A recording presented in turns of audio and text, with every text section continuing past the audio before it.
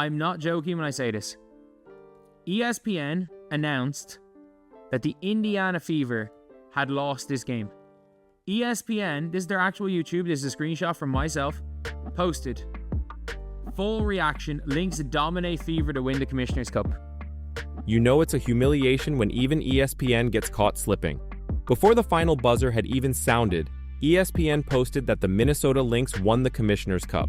That's not just a mistake, that's disrespect. They wrote off the Fever before the fight was over. And then, Indiana went out and smoked the Lynx by 15 points. Let that sink in. Not only did the Fever win a game no one expected them to, they did it while ESPN had the wrong headline ready to go. That's a statement. That's a slap in the face to every analyst, commentator, and insider who's treated the Fever like an afterthought. This wasn't just about winning a game. This was about rewriting the narrative in real time. Without Caitlin Clark in uniform, Indiana took the court as underdogs, but left it as Commissioner's Cup champions. The scoreboard didn't just tell a story, it exposed a bias. Sometimes the greatest motivation is being doubted. And the Fever? They heard it all. They were supposed to fold. They were supposed to be a one-star team with no bite. But on this night, the Fever didn't just bite. They devoured expectations and spit out every doubter's name like a victory toast. ESPN, next time double-check your graphics. Indiana Fever just changed the storyline. She shouts in, I just know everyone in the league is sick. And Leah Boston goes, they're pissed. And she just goes, yeah, they're pissed. Let's be clear. The Indiana Fever know exactly what they're doing. When Caitlin Clark shouted out mid-celebration, I just know everyone in the league is sick, and Aaliyah Boston doubled down with, they're pissed.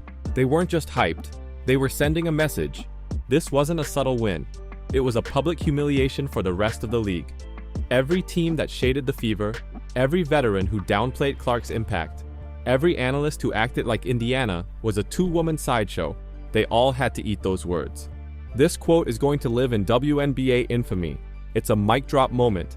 It's Indiana saying, we're here, we're loud, and we know you hate it. The Clark-Boston dynamic has become more than just on-court chemistry. It's an attitude shift. They're not just playing to win games. They're building a culture. One where grinding matters, one where celebrating isn't soft, and one where media pressure gets met with dominance. That one-liner from Clark wasn't just trash talk. It was a power move. It let the entire WNBA know, you've been put on notice. And if they're sick about this win, they better call in now, because the Fever are only just heating up. They end the first half on an astonishing 18-0 run. Lynx didn't score a single point the final 8. This is the moment the Lynx folded. 8 straight minutes without a single bucket. Not one free throw. Not one fluke layup. Not one prayer from 3. Just 8 long, painful minutes of Indiana dominance, capped off with an 18-0 scoring blitz. And it didn't come from their star. Caitlin Clark was in street clothes. This was a team run, built on grit, hustle, and every single Fever role player stepping up like it was Game 7 of the finals. Think about the psychological toll. You're up double digits. At home, the crowd is roaring, and then everything stops. You miss. You turn it over. They score. Repeat. Over and over. Until the scoreboard says, you're getting embarrassed. That run didn't just swing momentum. It broke the Lynx. From that point on, it was over. The Fever had blood in their eyes, and Minnesota, they looked lost, rattled, and soft. When a team goes on an 18-0 run in a championship game, without their best player, it's not just a highlight, it's a warning. The Fever don't need Clark to be dangerous. They've got depth, heart, and a hunger the Lynx clearly weren't ready for. Said she came to win MVPs. Natasha Howard came to the Fever, said she was going to win MVPs. And I'm sorry, there's only been one MVP given out so far, and it's been Natasha Howard. There's only been one MVP given out so far in the WNBA season, and it's been to Natasha Howard. No Caitlin Clark? No problem. Natasha Howard showed up like she owned the damn building. While the media kept asking, how will the Fever survive without their star?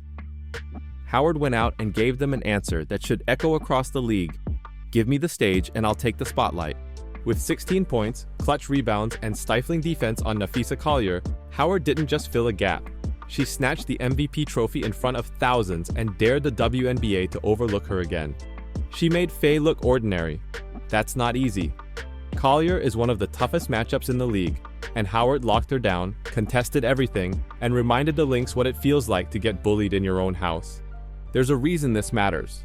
The narrative around Indiana has been that they're one-dimensional, a Caitlin Clark show with some side pieces. But with Howard holding the trophy, the message is loud. This team is deeper than anyone thought. The league just got a wake-up call. Because if Natasha Howard keeps this level up, and Clark returns healthy, there's no ceiling. The Fever didn't need their #1 to dominate. They let their #2, #3, and #4S step up. And that should terrify everyone watching. This is one of those things where I stand by this. This comes down to two things. Role players hitting shots and who wants it more. That's what this game came down to. Two things. In one-off games, you see this all the time in college basketball. You see this all the time at like levels of basketball. It comes down to who wants it more. First of all, it comes down to role players hitting shots and who wants it more. This is how championship DNA gets built, not with highlight dunks or flashy assists, but when your role players go to war and win it. This wasn't Caitlin Clark dropping 35. This wasn't Aaliyah Boston dominating the post. This was Ari McDonald, Sophie Cunningham, Sydney Coulson, and even Lexi Hull showing up with pure heart and buckets. Let's not forget, Ari drilled clutch threes, Sophie lit the floor on fire, and Coulson calmly ran point like a seasoned vet. They were up 14, then 12, then 10, and every time Minnesota looked like they might rally, another Fever player stepped up and said, "Not tonight." That's the difference between teams that want to win and teams that refuse to lose. We've heard it all season. The Fever are too reliant on Clark. But this game, it crushed that narrative. Because it wasn't just depth, it was composure. These women didn't just play above their level, they proved they belong. If you're the rest of the WNBA, this is what should scare you most. The Fever's bench outworked your starters. Their energy players made veteran stars look passive. Their shooters answered pressure with daggers. This was a full team win. And if they can do this without Clark, good luck when she's back. Still knocking them down from the outside. Another one from Cunningham. The Fever with a 12-point lead. Caitlin Clark likes what she's seeing from her teammates. And Aaliyah Boston trying to secure the win for her team. Fever win it 74-59, their first WNBA. This wasn't just a blowout. It was a collapse, a meltdown, a front row seat to Minnesota's worst nightmare, happening in their own arena. Down 13 early, the Fever didn't panic. They roared back, took the lead, and then never gave it back. By the fourth quarter, the Lynx looked like a team asking for the game to be over. Missed shots, empty possessions, terrible body language. Their stars didn't just play poorly, they vanished. At home, in a championship game, against an opponent without its best player. If you're a Lynx fan, that's a tough pill. The collapse wasn't tactical, it was psychological. As soon as the Fever hit them with the 18-0 run and physical defense, the Lynx folded. They got tight. The crowd grew quiet. And the Fever, they fed on it. 74-59 might not sound brutal on paper, but watch the game. This was humiliation. Minnesota was chasing ghosts while Indiana danced. And Caitlin Clark? She sat courtside and watched it all unfold, smiling. Sometimes the scoreboard just reflects dominance. Other times, it exposes weakness. And what we saw from the Lynx, that wasn't just a bad game. That was a team breaking under pressure. Team on from the side likes the effort. They're down just 2, and then how about the extra effort here? Out to done it. And they find Sophie Cunningham in the corner. She drills the 3. How about... She didn't play a single minute, but Caitlin Clark still ran that court with energy, intensity, and leadership that ignited the Indiana Fever even from the sidelines. Watch the clips. Clark wasn't sulking in sweats. She was engaged, animated, hyping up her teammates, shouting plays, and bringing that same fire that's made her a generational talent. It's rare to see a rookie lead vocally while injured, but Clark did, and the team followed. The Fever are still young, still developing, but moments like this reveal what makes Caitlin so different. She doesn't need a stat line to impact the game. She's already become the heartbeat of this franchise, and the chemistry is undeniable. When Sophie drills a 3 or Natasha grabs a crucial board, Clark is the first one off the bench. That emotion spreads, that belief spreads, and suddenly, your role players start looking like veterans with nothing to lose. Clark being out and still elevating the team? That's dangerous. Because it means Indiana doesn't just rely on her skill, they absorb her mindset. And when she's back on the court, those teammates she lifted, they'll be ready to return the favor. You can't teach this. You can't fake it. Leaders either lead or they don't. And Clark, she leads, even in a hoodie. I've ever seen. Natasha Howard, I'm assuming, is winning MVP. I'm assuming Natasha Howard's winning MVP. Kayla McBride was a no-show. Courtney Williams a no-show. Hayden was a no-show. Jess Shepard. Let's talk about what really made this a blowout. The complete disappearance of Minnesota's stars. Nafisa Collier, quiet. Kayla McBride, absent. Courtney Williams, where? On a night when the Lynx had every reason to dominate, home court, momentum, and a Clarkless fever, they got absolutely exposed. These aren't rookies. These are veterans. Multiple-time All-Stars. Players who were supposed to impose their will in the paint, on the glass, from the perimeter. Instead, they got out-hustled, out-toughed, and outplayed by a bunch of Indiana reserves with something to prove.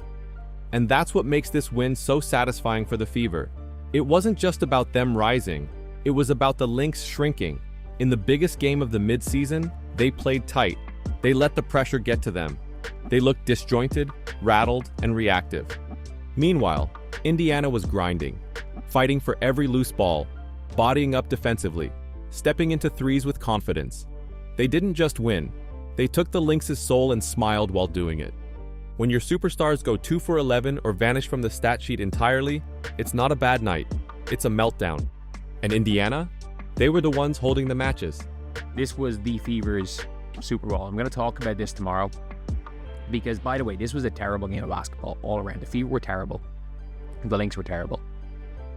And realistically, it came down to role players hitting shots and effort. That is what it came down to. Let's not sugarcoat it. This wasn't just another game for Indiana. This was their Super Bowl. And they played like it.